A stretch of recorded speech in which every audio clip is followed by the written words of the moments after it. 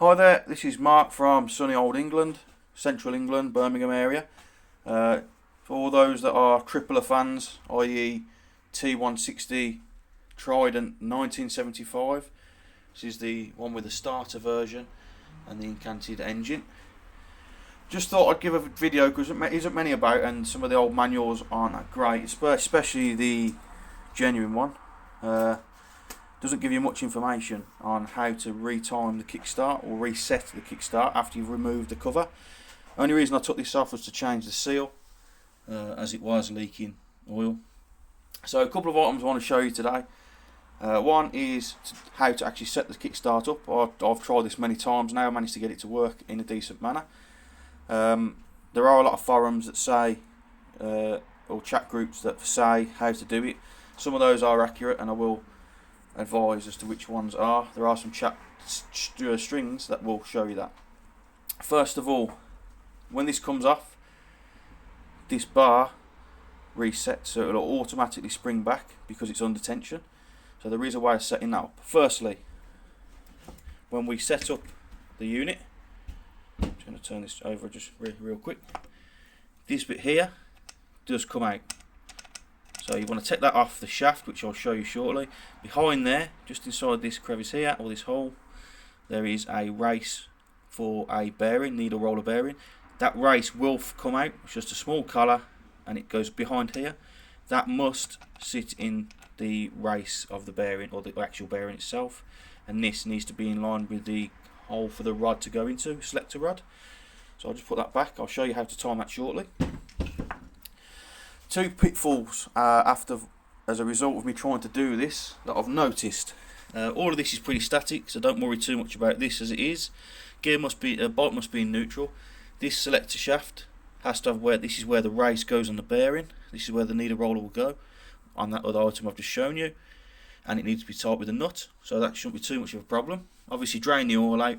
It's about 0.8 of a litre, probably 0.7 maybe, between 0.7 and 0.8 of a litre. Not sure what that is in the American terms, quarts or whatever, but that is in the UK we use litres. One key issue with this, that being this rod here. What I've found is if you take this out and you relieve this from the housing, if you let it move or drop, as you can see here, I've got a official wedge to keep the gear selector up. That rod will disengage for this selector, which will mean the selector will drop down. What I found to my own horror when I put it on is this particular rod will then fall away from the gear selector, and then it will not engage the gears. So you find you've got a floppy pedal on the gear selector, and you will lose the ability to change gear unless you do it from this side with a screwdriver or something. Just flick up the gear selector. So that race needs to be on, and this needs to be meshed up. What I found is you get one hand on here, one hand on the gear selector, and move them so they both reach end stop. Turn them so they engage, and once you get movement on that gear selector, and this moves independent on its own with the gear selector moving, that provides then confirmation that that is now engaged as it should be.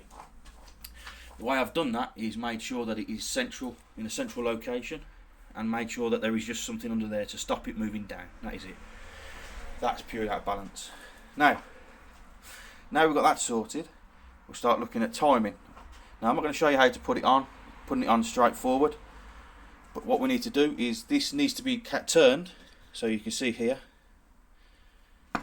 see how the spring starts flicking off like that. That shouldn't have happened, but we'll show you anyway. So once that goes back on, obviously it goes on the little divot there. Put it in so it doesn't have as much extension as though to come off. What needs to be automatically, so it will need to go counterclockwise. Let's try that again. And wound all the way around one turn until you get 1.5 turns. So it will come all the way back round until this quadrant comes back into the same position.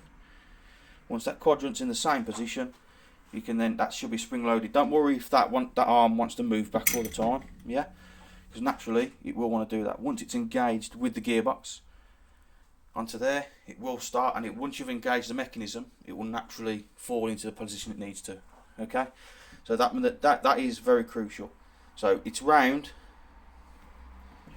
clockwise 1 1/4 turn until it reaches a similar position again. Alright, and it needs to be sprung.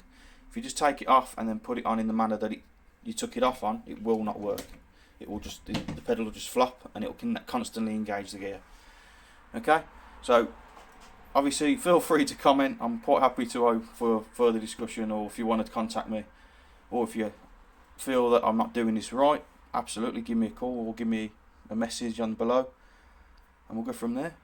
But like I said, I've not seen any videos on this recently, so, or at all for that matter. It's all word of mouth, and everything gets distorted in description, so that's where I found it worked pretty well after that. I might post some videos after I put it back on and then show you, and we'll go from there. Peace out.